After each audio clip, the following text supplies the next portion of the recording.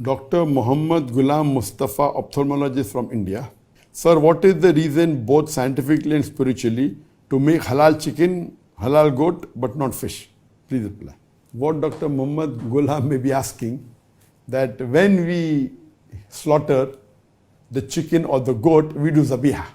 So why is there not requirement to do zabiha to a fish? And that's a very good question. As far as Islam is concerned, Quran clearly mentions in Surah Maida, chapter number 5, verse number 96, that lawful for you is the pursuit of the water game.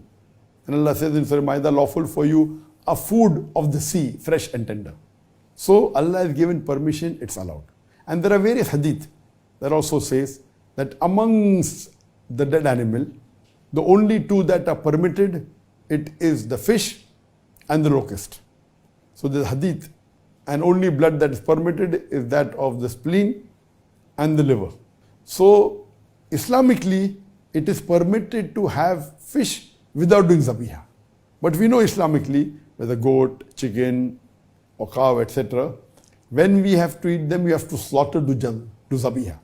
In zabiha, what we do, there are various conditions. The main is that see to it that the knife is sharp, see to it that it's not in front of other goat, and you do it swiftly. And once we slaughter the windpipe and the veins and the jugular veins and the artery, when you do it, you leave the animal will writher and the blood will flow out of the animal. So when you do zabiha, the blood, which is a good media of germs and bacteria, majority flows out of the body. So that's the reason zabiha is compulsory when we are having non-veg food like meat, mutton, beef, etc. Anything, we have to do zabiya. This is the scientific, so that the blood flows out of the body.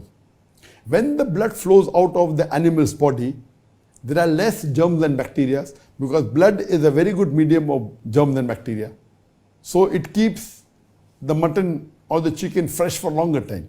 If you have slaughtered by the Islamic method of zabiya, a goat or a sheep or a cow or a chicken, it will stay for longer time because blood is a very good media of germs and bacteria.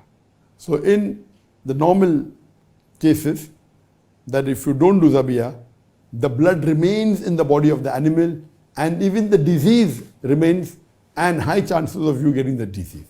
So Islamic slaughtering, zabiya is a must for non-veg. Now the question posed is, why not zabiya for fish? Because fish is sea life and goat and sheep, they are animals. They don't live in water. The difference in the system is that in the fish, there are gills. And when the fish dies, it gasps. When it gasps, the gills, it sucks all the blood into the gills. So in a fish, when a fish dies, when a fish is brought outside water, it struggles and you find it writhing and then it dies. So when it's out of water, because the fish cannot breathe, so what happens? When it starts breathing and it cannot, it can only normally breathe in water. It doesn't have the function to breathe in normal air like how human animals have. So what happens? Most of the blood is sucked by the gills.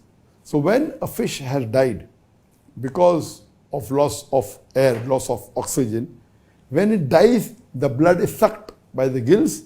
That's the reason scientifically the blood doesn't remain in the body of the fish. Number one, the blood of the fish differs from the blood of the goat, the sheep or the animal.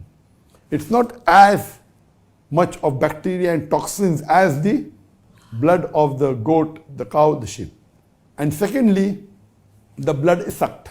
So first of all, this blood is not as dangerous as the blood of the animals. Number two, the blood is sucked. Because the blood is sucked, the germs and bacteria are not there. So eating the fish is safe. This is the scientific reason. Hope that answers the question.